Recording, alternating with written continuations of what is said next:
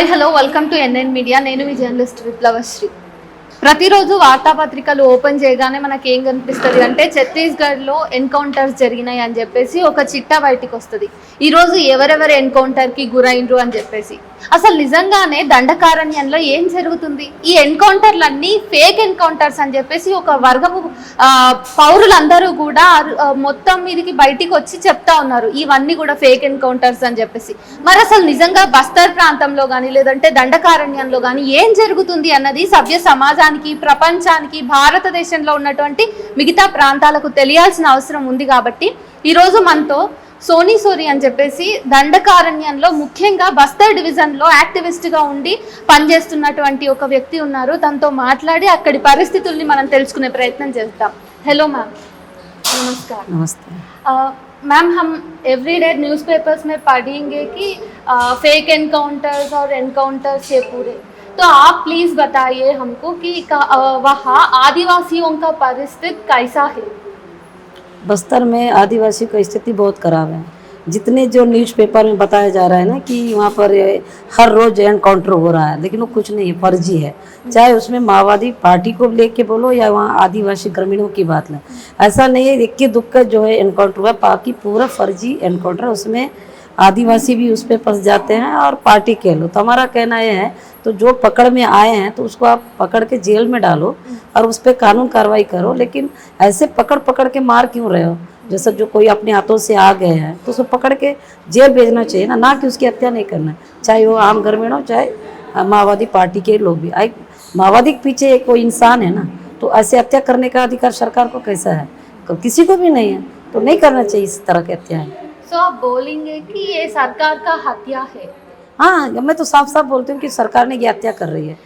इसका मतलब उन पर इस तरह गोली चलाना, जो रंगे हाथों पकड़े गए हैं, किसी को घर से उठा के ले जा रहे हैं, किसी को मतलब कहीं जा रहे हैं उनको पकड़ के मारना, तो हत्या ही है ना. और एक दो लोगों के युद्ध में, उसमें अगर युद्ध करते हुए मारे जाते हैं उसको कहेंगे एनकाउंटर. इसको नहीं कहेंगे कि किसी को भी घर, जैसा पिड़िया में तेंदु पत्थर तोड़ने गए थे, पूरे गांव के लोग थे, ग्रामीण थे, जो बहुत लगभग थे, 60-70 से ऊपर थे. तो उसमें से लोगों को घेराबंदी करके 12 लोगों को पिड़िया में मार डाला. वो पूरा ग्रामीण है, तो वो तो अपना मेहनत करने गए थे ना, सुबह उठ के अपना पत्ता तोड़ना, तो उनको क्यों मारना चाहिए? कोई अपना जान बचाने के लिए जाड़ में चढ़े थे, आदिवासी ग्रामीण थे, जाड़ों में चढ़े थे, महिलाएं भी चढ़ी थी, ताकि अपना जान बचाने के लिए हर व्यक्ति गड्ढे के नीचे छुपेगा, जाड़ में चढ़ेगा, ये सब कर उनको जाड़ों से नीचे से ऊपर गोली मारे. जाड़ से ऐसा गिरे जैसे कि पल गिरता है, जैसे एक आम पल है ना, वो गिर रहा है, एक इंसान को गिरा रहा है सीधा फायरिंग कर. तो उसको तो उतारा जा सकता था, उतार के उसको जेल में भेज सकते थे. वहाँ हुआ.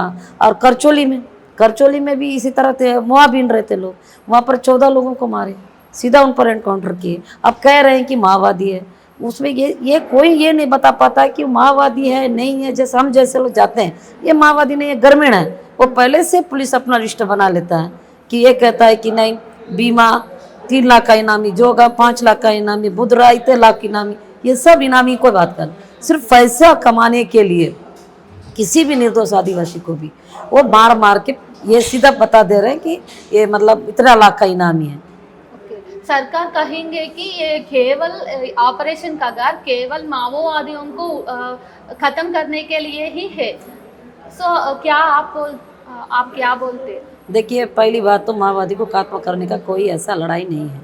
ये सरकार कब से बोल रहा है. सलवा जुड़म में कितने लोग आदिवासी को बेदखल हुए, इतने लोगों, लाखों आदिवासी वारंगल में आके, हैदराबाद में आके, इधर आके बसना पड़ा, वो अपनी ज़मीनों को छोड़ के. उस समय भी नक्सल का बात आया, आज भी नक्सल की बात करे. सरकार कह रही कि हम नक्सलवाद को मार, उसके पीछे कौन मर रहा है सरकार इसका हिसाब कभी बताती? कभी ये तो नहीं कहती कि नक्सल मारे तो नक्सल के पीछे 4 आदिवासी को मार दिए. कभी कहा सरकार? कभी नहीं कहा.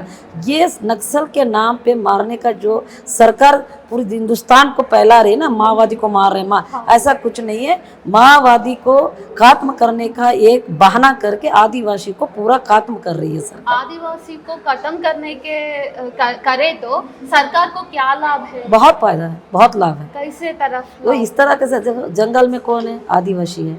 और माओवादी तो अपने बंदूक के नोक पे लड़के वो ये कह रहे हैं ना कि हम मतलब जल जंगल जमीन और जनता के हित के लिए लड़ रहे हैं. ये माओवादी एक मतलब इनलीगल एक संगठन है, वो अपना काम कर रही है. लेकिन जंगल में कौन बसा है? आदिवासी आदिवासी का मुल्कन कहाँ है? उन पहाड़ों में, उन पेड़ों में, उन जंगलों में, सब में है। तो उस इलाकों में क्या है? आयरन है।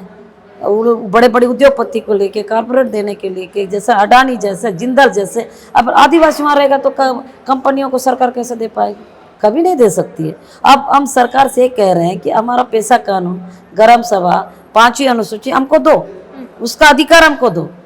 तो वो भी नहीं देना चाहता है, क्योंकि वो अधिकार हमको मिल गया तो नीचे तो वहाँ कोई अडानी का, कोई उसका बाप का बाप ही नहीं आ सकता। वो नहीं कर सकता, हम लड़ सकते हैं लेकिन वो देता नहीं। आज माओवादी अगर वहाँ है तो माओवादी का डाल बना के आदिवासियों को खत्म करेंगे तो पूरा पहाड़ कब्जे में, उनके कब्जे में चले जाए, मेरे आदिवासी मरे जाएंगे। तो उनको इतने कारपोरेट करके बड़ी बड़ी कंपनी लगे। आज बैलाडीला में कितना लोहा निकल रहा है।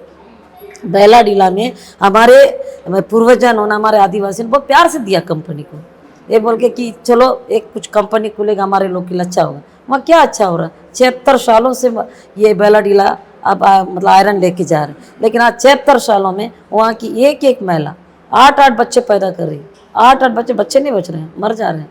कितनी महिलाएं हैं उनकी खून नहीं रहता गर्भवती। कई महिलाओं का वो मतलब पेट में ही उसका बच्चा खराब हो रहा है। उनका कोई अस्पताल नहीं, शिक्षा नहीं, पानी नहीं, वहाँ पर कोई इस तरह की सुविधा नहीं है। और बैलाडीला जो कंपनी है उन्होंने गोद भी लिया उस गाँव को, लोहा गाँव करके।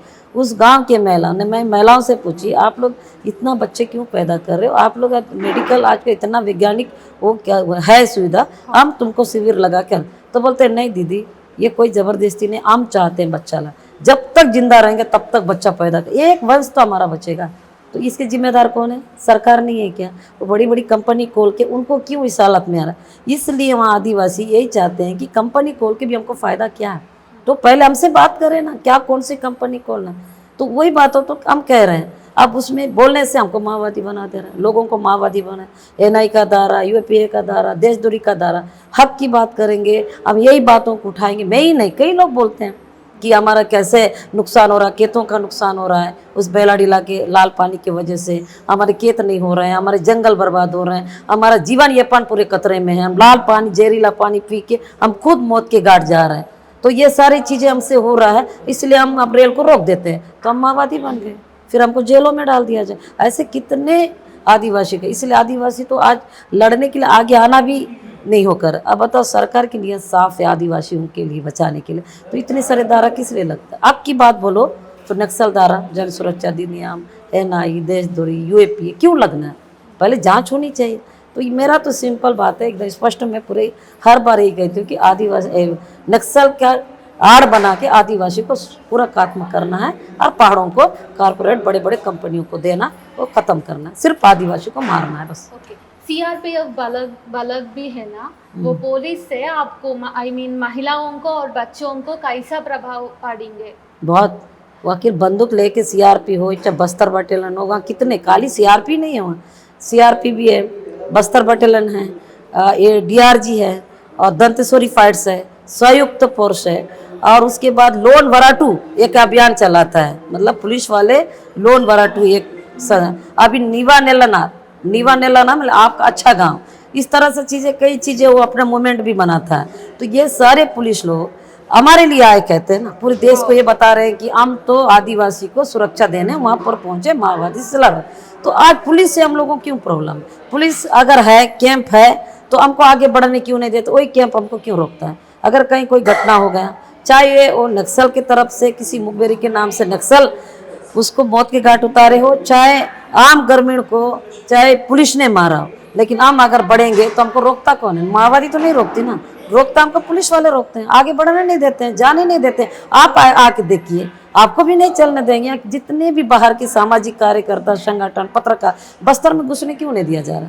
भाई बस्तर भी तो भारत का एक हिस्सा है, तो हर पत्रकार को जाने का आज़ादी होना चाहिए, हर संगठन वाले को जाने का आज़ादी होना चाहिए। फिर क्यों नहीं जाना? क्योंकि वहाँ जो कारनामा जो कर रही है सरकार, जितना फर्जीवाड़ा करके माओवादी का नाम दे के आदिवासी को मारना, काटना, फर्जी एनकाउंटर करना, जेलों भेजना, सरेंडर करना, ये पूरा आधा से ज़्यादा झूठ है। इसलिए सरकार डरती है, ये नेशनल मीडिया को घुसने नहीं देगी, चाहे हैदराबाद की हो, चाहे कलकत्ता की बात करो, दिल्ली की बात करो, हर देशों की बात करो। वो कुछ इतने देश में कई बुद्धिजीवी लोग हैं जिनको चिंता है पर्यावरण को बचाना, जंगलों को बचाना, इंसान को बचाना, तो उनको घुसने क्यों नहीं देती सरकार? तो आप भी जाके दे, आपको भी नहीं देगी। आपको पहले से ही कहाँ प्रतिबंधित कर देंगे, भगा देंगे, बोलेंगे, ऐसा क्यों? भाई वहाँ घूमने का आज़ादी आपको भी, बस्तर आपका भी है, आपको भी बस्तर में पूरा देखने की आज़ादी है, जानने की आज़ादी है, वहाँ के लोगों से बात करने की आज़ादी है। सचमुच कौन से जगह बम बारूद फट गई है, कहाँ पेड़ों को गोला बारूद से चकनाचूर कर दिया जा रहा है, कौन से पहाड़ों में गोला बारूद बिचा, आपका भी देखने का, पूरे देश के लोग को देखने की जरूरत है। आते हैं तो उनको आने नहीं दिया जाता। इससे साफ जाहिर है सरकार डरती है, क्योंकि वो झूठ से पूरी युद्ध भूमि को तैयार कर लिया। इवन आपकी परिवार पे भी ये पूरे संघर्ष ने बहुत प्रभाव किया कि आप भी अरेस्टेड और आपकी पति भी अरेस्टेड। तो आप अरेस्टेड ना, इसका रीज़न क्या है और आपको वो पुलिस ने कैसा अट्रोसिटीज़ किया आप पे? देखिए मेरा एक जो करना, मैं एक टीचर, मैं एक आदिवासी टीचर होने के नाते मेरा ये उद्देश्य था कि मैं अपनी कम्युनिटी के, मेरे आदिवासी समुदाय के बच्चों को बेहतर शिक्षा दूं और एक ऐसे हक अधिकार को लड़ने की एक ताकत उन पे दूं, उनको कलम से अपनी खुद का एक कलम को हथियार बना के कैसे अपनी हक की बात कर सकता है। तो इस तरह का शिक्षा दे के उसको बहुत ऊंचाई पे मेरे ले जाने का सपना रहा। लेकिन मैं जिस गांव में मैं टीचर का काम करती थी, उस गांव में उधर पूरा नक्सल तो है, इसमें मैं नहीं ये कह सकती कि नक्सली वहाँ नहीं है, हर जगह नक्सली का अपना वो कर रहा है। लेकिन उसका नक्सली के नाम पे मुझे ज़बरदस्ती एसआर, मतलब एसआर एक कंपनी है बेलाडीला से जुड़ा है, उसमें मुझे फंसा के मुझे जेल तक पहुँचाया। और उससे पहले मुझे कई बार पुलिस परेशान करती थी कि उस समय क्या हुआ कि 2006 या 7, 5-6 में ऐसा कुछ, 6 या 6-7 में पूरा माओवादी ने वहाँ के जो स्कूलें थे, छात्रावास, उनको तोड़ दिया। मेरा छात्रावास बचा और एक छात्रावास बचा। तो जब माओवादी ने हमको बुलाया, हम मैं चले गई, बाकी टीचर नहीं आए, तो वहाँ माओवादी ने कहने लगे कि आप लोग का आश्रम हम तोड़ेंगे। हमने कहा क्यों तोड़ेंगे, किस लिए? तो कहने लगे कि यहाँ पुलिस आके रुकती है, फोर्स आके रुकती है, रुक के गांव को नुकसान करती है, गांव के लोगों को, महिलाओं को, सबको मतलब मारना पीटना, बलात्कार जैसे चीज़ें, पकड़ दकड़ करना और मारना पीटना करती है। रात को यहाँ फोर्स आके बहुत गाँव को अशांति और बहुत ज़्यादा मानव का आनंद करती है। इसलिए हम लोग मतलब इन छात्रावासों को तोड़ रहे हैं। तो फिर मैंने कहा कि आपकी लड़ाई किसके लिए है? तो माओवादी ने कहा कि हमारी लड़ाई जनता के लिए है। ये मेरे से सवाल। तो मैंने बोला कि जनता के लिए, तो उस जगह तो जनता के बच्चे ही पढ़ रहे हैं, तो फिर आपकी लड़ाई जनता के लिए कैसे हुई? तो उस समय मेरा आश्रम को मतलब नहीं तोड़ी, उसको बचा ली और एक आश्रम है, उसी से मेरी एक शक जाहिर हो गई। बाकी सबके आश्रम टूट गए, सोनी सोड़ी का आश्रम क्यों नहीं टूटा? सोनी सोड़ी का संबंध थोड़ा शक के दुनिया में लाए कि ये इसका रिश्ता माओवादी के साथ है। अरे भाई, माओवादी अगर मुझे बुलाया, पूरे लोग टीचरों को बुलाया, तो अब नहीं जाती तब भी दिक्कत था। उनको पहली बार मैं उसी समय देखी थी और मैं चली गई तो क्या दिक्कत था? जाके भी एक विचारों से सवाल जवाब हुआ, उससे मैं अपने बच्चों का शिक्षा बचा ली। अपने बच्चे जो वहाँ 200 के लगभग 150 से 200 बच्चे पढ़ते थे, तो बच्चे का शिक्षा बच गया। ये सरकार को खुश होना चाहिए ना, एक टीचर को इतना बंदूकधारी बुला के एक किया और उसका आश्रम बच गया। उल्टा मुझ पर एक मतलब सम्मानजनक की बात, उल्टा मुझ पर आरोप लग गया। मुझे ये शक करने लगे कि ये नक्सल से इसकी अच्छी संबंध है, कुछ ऐसा रिश्ता इसका आश्रम है। तो इसी तरह हर बार पुलिस परेशान करने लगी, नक्सल कहाँ है, नक्सल क्या मीटिंग कर रहे, नक्सल किधर है, नक्सल के बारे में बताओ कहाँ है। मैं नहीं जानती, मैं जो बताऊंगी मेरे बच्चों के बारे में पूछो। मेरे बच्चों को खाना क्या दिया जाता है, सुबह शाम का खाना क्या है, और मेरी पढ़ाई कैसी होती बच्चों की, उनका देख रेख कैसा होता। आप शिक्षा के बारे में, मेरे आश्रम के बारे में, मेरे बच्चों के बारे में, ना कि मुझे माओवादी के बारे में मत पूछो। माओवादी कहाँ है, क्या है, कौन सी मीटिंग कहाँ करते हैं, मुझे नहीं मालूम। इसी तरह कई दिनों परेशान किया पुलिस ने। उसके बाद मुझे एसआर कांड में फर्जीवाड़ी वो अपना केस बना के मुझे जेल ले गई। लेकिन जेल ले जाने से पहले जिस तरह का टॉर्चर करना, कि मतलब इतना करंट शॉट देना, इतना ताने में रख के मारना, यानी खुद गुप्तांगों में पत्थर ठूस देना, चीखते चिल्लाते। अब इस हालत में हमको बहुत गंभीर हालत थी। आज भी मुझे याद करते तो अभी भी मुझे यही लगता है मैं जो सोनी सोड़ी हूँ वो सोनी सोड़ी नहीं हूँ, जो उस जगह उस समय लाचार और विवश और मजबूर होके चीखते रही, चिल्लाते रही, गिड़गिड़ाते रही, मेरे साथ ऐसा मत करो मत करो। लेकिन ये करते गए, जो उनको जो लगा उसने किया। लेकिन आज जहाँ मैं बैठी हूँ, मुझे खुद को आज भी वो सोनी सोड़ी खुद दिखती है कि उस जगह में आज भी वो तड़प रही है, ऐसा मुझे महसूस होता है। तो यह है। एक मीटिंग पे आप बोला कि सरेंडर्स भी आई मीन उसी पे भी कुट्र है कि सरकार ने बलात्कार करेंगे जो जनता को सरेंडर होने के लिए, उसका बात क्या है? आपका कहना है कि सरेंडर जो कर रहे हैं उसमें सरकार का एक फ़ायदा है। हाँ मेरा आज के टॉपिक में भी कहा है, मेरा ये कहना है जो बैलाडीला पहाड़ है, बैलाडीला पहाड़ के नीचे जो गांव हैं, जिसमें मैंने जो नोट किया था 18 गांव से ज़्यादा 50-60 गांव पड़ते हैं, तो उसको चारों तरफ से फोर्स डाल रहे हैं। तो आज 12 कैंप क्यों होना चाहिए? सिर्फ उस पहाड़ के नीचे में 12 कैंप। तो वहाँ मेरे आदिवासी समुदाय हैं, उनको आज सरेंडर कराया जा रहा है। आज तो लगभग 250-300 के लगभग सरेंडर हो चुके। अब वो लोग मुझसे फ़ोन कर रहे हैं कि दीदी कि आप आ जाओ, हम पूरे सरेंडर करेंगे। तो सरेंडर कितने करें? 15-20 आदिवासी वहाँ लगभग है, वो पूरे लोग सरेंडर कर लेंगे। तो मैंने पूछा आप सरेंडर क्यों करोगे? ना आप बंदूक लिए हो, ना आप माओवादी के संगठन में हो, क्यों करोगे? तो उनका कहना है कि हम जिंदा रहने के लिए, हम बलात्कार को नहीं सह सकते, हमारे शरीर को टुकड़ा टुकड़ा काट के जो मौत के घाट उतार रहे हैं, ये हम नहीं सह सकते। अगर सरेंडर करते हैं तो बलात्कार से बच जाएंगे, मतलब मौत से बच, हत्या से बच जाएंगे। हम जीना चाहते हैं, हमको जीवन चाहिए। तो वो आदिवासी ये नहीं समझ, अपने आप को बचाने के लिए वो इस हद तक का सोच रहा है कि वे सरेंडर करेंगे। लेकिन वो जब सरेंडर हो गए 15-20-30 हजार उस इलाके के लोग हो गए, तो क्या करेगा सरकार का? मेरे को पूरा उनका मानसिकता, उनका जो सोच, उनकी जो मुझे ये लग रहा है कि उनको बाद में उन लोगों को क्या है, वहाँ तो कंपनी अडानी और जिंदाल बहुत बड़ी बड़ी कंपनियों को ला रहा है। तो ये आदिवासी को सरेंडर के बाद अपना लिस्ट बनाएगा, पूरा रिकॉर्ड हो जाएगा। फिर एक दिन सुप्रीम कोर्ट जाएंगे और बोलेंगे कि देखो वहाँ पर हमारी कंपनी चालू है या चालू करने वाले हैं, तो वो दे नहीं रहे हैं, आंदोलन नहीं कर रहे हैं, ऐसा कुछ हो रहा है, तो वो कौन है? तो आप सुप्रीम कोर्ट में कहेंगे तो सब माओवादी हैं, माओवादी के संगठन से जुड़े हुए लोग हैं, वही कृत्य, वही दिमाग, वही सब चीज़ चल रहा है, तो हमको बहुत नुकसान होने वाला है। ये करके डाल देंगे तो सुप्रीम कोर्ट एक दिन कहेगा इनको बाहर निकालो, उस इलाके से बाहर निकाल के कहीं दूसरा जगह इनका विस्थापित कर दो। उस स्थिति में फिर वो जंगल खाली हो जाए, जंगल में रहने वाले आदिवासी पूरा खाली हो जाए, तब आसानी से कारपोरेट बड़े बड़े कंपनियों को वो पहाड़ जो है मिल जाएगा, उन पहाड़े मिल जाएंगे। तो उससे सरकार को फायदा होगा। सरकार आज तक किसके फायदा कर? अडानी जिंदाल बड़ी कंपनी हो, क्योंकि हाँ सरकार तो उन्हीं के ही गुलाम, उन्हीं के ही तानाशाही पे चल रही है ना। क्या कर रही है सरकार? तो मुझे इसी बात का डर है कि मेरे आदिवासी को उस जगह से बेदखल कर सकता है सरकार। ओके, आप दंतेवाड़ा पे जन्म हुआ ना? दंतेवाड़ा जिला है मेरा। ओके, जो बस्तर है, जो मैं बचपना से छोटी सी लेके जब बड़ी हो गई, मैंने 12वीं पास कर लिया, और छोटा से उस समय का बस्तर को देखते हो तो आज का बस्तर उस दिन समय का बस्तर में बहुत फर्क है। उस समय हम जब छोटे थे तो हमारे बस्तर में हर जगह जाने का एक कोई डर नहीं, कोई भय नहीं, ना सांप बिच्छू का ही एक डर था, जानवरों का डर था, लेकिन हमारे कोई इंसान का डर नहीं। तो हम अपने खेत कलीन और जंगल झाड़ी सब जगह सो उठ के जाना, रात तक 7 बजे 8 बजे पहाड़ों से नीचे उतरना, तो हमारे अंदर आत्मा से एक मस्ती थी, बहुत ही होता। और वो बस्तर और ये बस्तर, आज का बस्तर में तो चलने को डर है। अब जिस रूट पे चल रहे पता नहीं कहाँ बारूद पड़ जाएगा, कहाँ आईडी ब्लास्ट हो जाएगी। जिस झाड़ को चढ़ने की कोशिश कर रहे हैं फल आम गिराने के लिए, उस झाड़ से डर है। जो बचपन हम उस झाड़ को हंसते हुए चढ़ते थे और हमको आम गिराना, हंसते हुए इमली झाड़ में चढ़ना, जामुन झाड़ में चढ़ना, एक जाम होता है ना काला, वो सारे झाड़ों में हम चढ़ते थे और बहुत मजा आता था। गिरा के ऐसे ऐसे डंगाल हिला के गिराना और नीचे होता। आज तो ये हिम्मत नहीं है, इस झाड़ में चढ़ेंगे तो पता नहीं यहाँ फिर कहीं आईडी ब्लास्टर ना हो जा।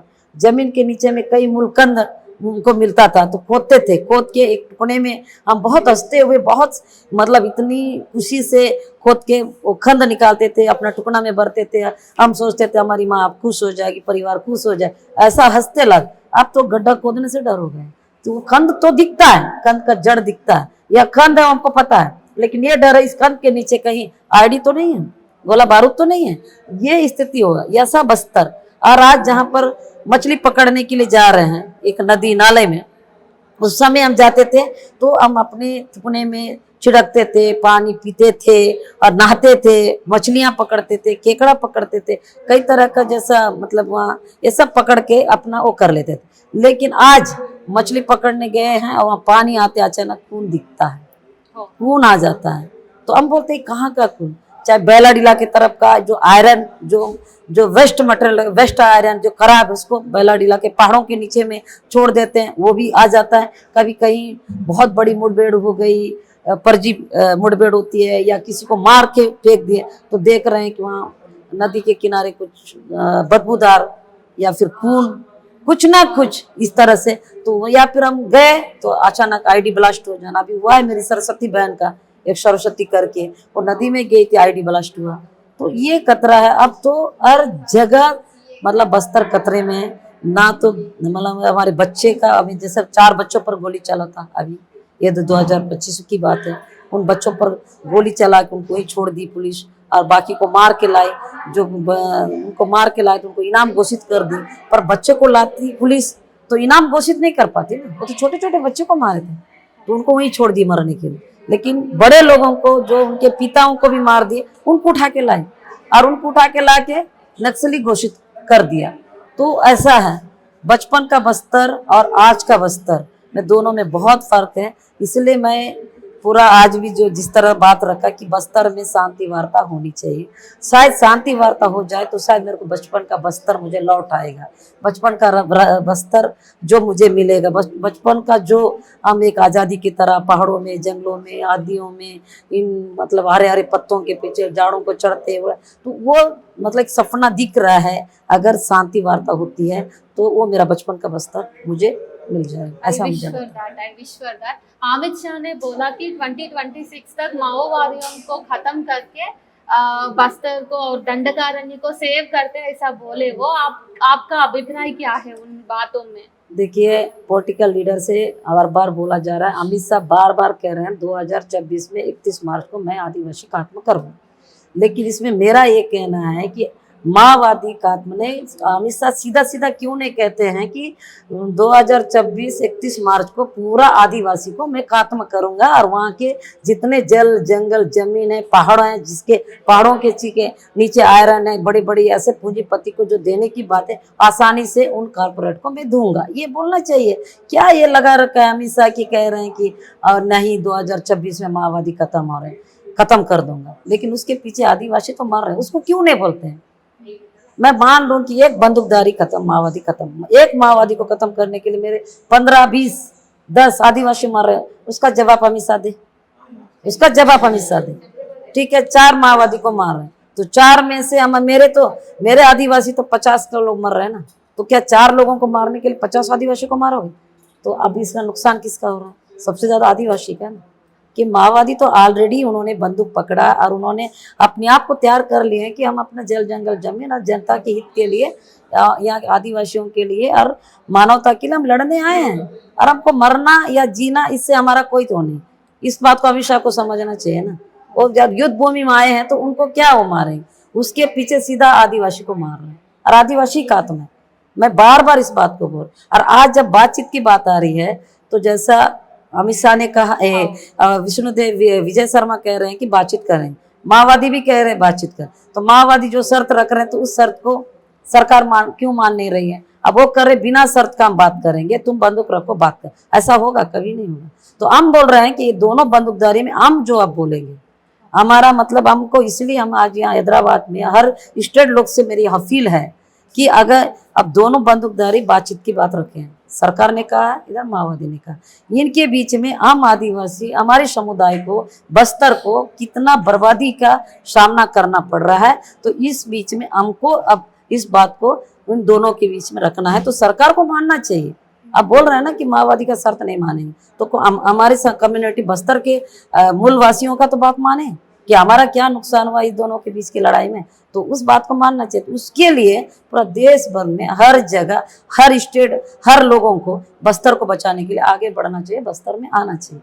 और कैंपिंग हर जगह होता है ना, जैसा एक दिल्ली में, अब मैं वही बोल रही थी कि दिल्ली में इतना बड़ा निर्भया कांड हुआ, तो और कोने कोने में हर निर्भया कांड के लिए आवाज उठा। तो अब बस्तर की शांति के लिए, बस्तर का शांति वार्ता के लिए भी हर स्टेट, हर लोग, पॉलिटिकल लीडर हो, राजनीति हो, संगठन हो, सबकी जरूरत है, और उनको आने देना चाहिए बस्तर उनको। जैसे अमित शाह, केंद्र सरकार और स्टेट सरकार से मेरा यही अपील है, अगर आप सचमुच एक सही मायने में लड़ रहे हैं तो सारे लोगों को बस्तर में, हम जिसको बुलाएं, हमारे बस्तरवासी जिसको बुला रहे हैं, अपील कर रहे हैं, तो उनको आने दिया जाए, चाहे मीडिया हो, कई तरह संगठन हो, पॉलिटिकल लीडर, सबको बस्तर आना चाहिए और आके वहाँ पर बैठक होना चाहिए, बातें करना चाहिए, वहाँ के कम्युनिटी के साथ बैठना चाहिए कि आप क्यों नहीं बोल रहे हो कि शांति वार्ता होना चाहिए, क्या आप नहीं चाहते? तब वो बोलेंगे कि हमको सब सपोर्ट के लिए हमारे लिए भी कोई आया है, तो हम बोलेंगे। आज इसलिए नहीं बोल पा रहे हैं।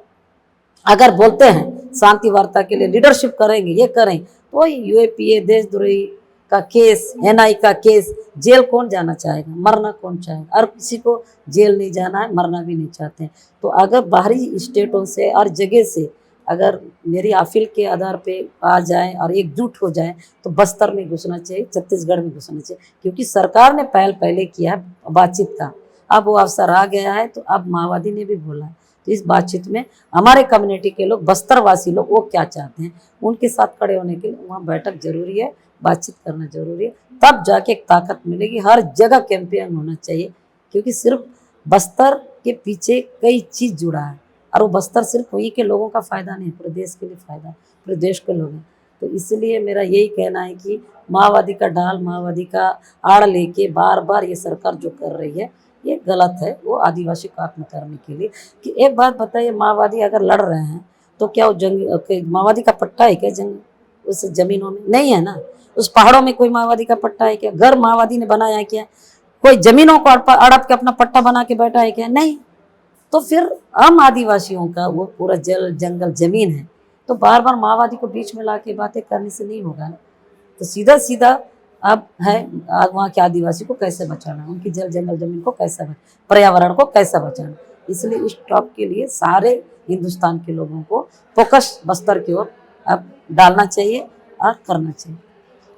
सोनी जी, मेरी आखिरी प्रश्न ये है कि ये इस बड़े समस्या से हम जनता को बचाने के लिए, आदिवासियों को बचाने के लिए आप कौन सा डिमांड्स सरकार के सामने रख सकते हैं? देखिए, अगर हमारे आदिवासी को बचाने के लिए, अगर हमारे कम्युनिटी के लोग और इंसानों को बचाने के लिए हमारा अधिकार दिया है ना संविधान, संविधान के अंदर में पेशा कानून है, ग्राम सभा है, 5वीं अनुसूची, 6वीं अनुसूची, तो ये सरकार इस तरह की हमको दे, तो उससे क्या लोकतंत्र तरीके से हम लड़ेंगे।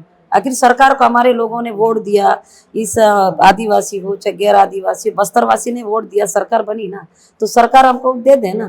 लोकतंत्र तरीके से डिमांड हम रखेंगे, तो उसको सरकार बिल्कुल स्वागत करे, हमको अधिकार दे दे। उस तरह से करेंगे तो गोली की तो बात नहीं होगी ना।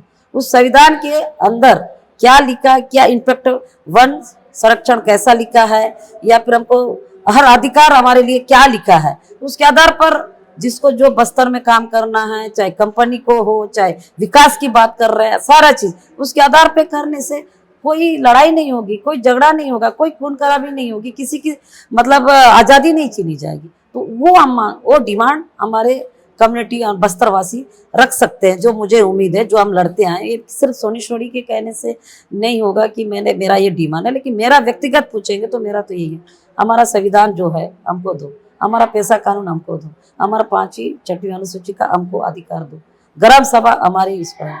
तो इससे क्या है, ना खून बहेगा, ना कुछ होगा, शांति से और विकास होगा। और विकास भी उसके आधार पे हम बात करेंगे, तो उस ग्राम सभा से इतना बड़ा रोड है तो इतना बड़ा बनना चाहिए, कितना बड़ा रोड बनना चाहिए, कौन सी कंपनी आ रही है, तो तय करेंगे मेरे आदिवासी, वहाँ के लोग। आज देखो बेलाडीला पहाड़ियाँ हैं और सरकार वहाँ से फोर्स भेज के तय कर रही है, जाओ मारो और कब्जा करना, वो सिस्टम बंद हो जाएगा। गोलियों से कोई विकास नहीं होने वाला, कुछ नहीं होने। बातचीत हो और संविधान के लोकतंत्र तरीके की बात करता है सरकार, हम भी तैयार है लोकतंत्र तरीके से चलने को और अपना फाइट करने को, और उसी विचारों से लड़ने को हम तैयार हैं। क्योंकि गोली से सिर्फ खून जा सकता है, न उसका कुछ नहीं हो सकता, वो हमको भी पता है। लेकिन इस दोनों के बीचों की जो बातचीत में ये होना चाहिए, और मुझे लगता है कि लोकतंत्र तरीके से हम तैयार हैं, संविधान हमको दे, और हमारे बस्तरवासी भी यही बातें रखेंगे। और कई और भी है मांगे और आ सकती है, पहले ये चीज़ बंद तो जाए, ऐसा माहौल तैयार हो जाए, तो कई तरह का चीज़ें अच्छा हो सकती है। సో విన్నారు కదా, సోని గారితో మాట్లాడిన తర్వాత ముఖ్యంగా తన అన్న మాటల్లో చాలా ఎమోషనల్గా అనిపించిన విషయాలు ఏంటంటే, మహిళల యొక్క రహస్య అంగాల్లో కూడా రాళ్లను చొప్పిస్తున్నారు అని చెప్పారు. అంతేకాకుండా ఆవిడన్న ఒక మాట అర్థమై వస్తుంది అంటే, బుల్లెట్లతోటి వికాసాన్ని, అభివృద్ధిని మనం సాధించలేము, సో కూర్చొని మాట్లాడాలి అని అంటుంది. రాజ్యాంగము బస్తర్ ప్రాంతంలో కానీ దండకారణ్యంలో కానీ అమలులో లేదు అని అంటున్నారు. ముఖ్యంగా ఆదివాసుల కోసం ఉన్నటువంటి ప్రత్యేక చట్టాలు కానీ రాజ్యాంగం కల్పిస్తున్నటువంటి హక్కులు కానీ అక్కడ ఉల్లంఘించబడుతున్నాయి అని చెప్పేసి సోని గారి మాటల్లో మనకు తెలుస్తా ఉంది. ముఖ్యంగా మనం మాట్లాడుకోవాలంటే అసలు నిజంగా ఆపరేషన్ కగార్ వెనుక ఉన్నటువంటి కుట్రలు ఏంటి అన్నది మనం మాట్లాడుకుంటే ఈ అన్ని విషయాలు కూడా అర్థమవుతాయి. ఈ ఇంటర్వ్యూ మీకు అర్థమైందని నేను అనుకుంటున్నాను. ఒకవేళ మీకు ఈ ఇంటర్వ్యూ అర్థం అవ్వకపోతే కామెంట్ చేయండి, మేము దీనికి ఇంకేమైనా చేసే ప్రయత్నం చేస్తాము, లేదంటే ఈ పూర్తి కాన్వర్జేషన్ ఒక వీడియో రూపంలో మీకు అందించే ప్రయత్నం చేస్తాం. Thank you.